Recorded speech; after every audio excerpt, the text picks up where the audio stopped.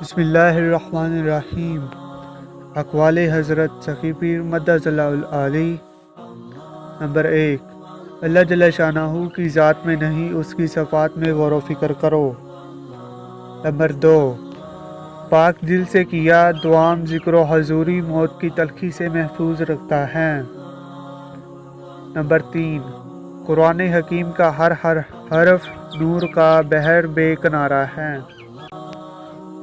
Number 4، نفلی عبادت بالخصوص دوام ذکر و حضور اور عشق الہی اللہ جل شانہ کے قریب کرتے رہتے ہیں۔ نمبر 5، صوفی امن و محبت اور بے غرض خدمت کی اقدار کو عام کرتا رہتا ہے۔ نمبر 6، باطنی دنیا کا ادراک باطنی حواس ہی کر سکتے ہیں۔ نمبر 7، تو خود بڑا حجاب ہے، اسے درمیان سے ہٹا دے، محبوب تیرے قریب ہی ہے۔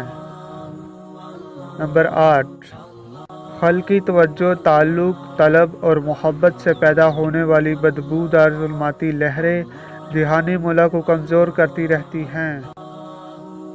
نمبر 9، دوستی مولا ہر دکھ کی دوا، ہر بیماری کا علاج، ہر مسئلے کا حل ہے۔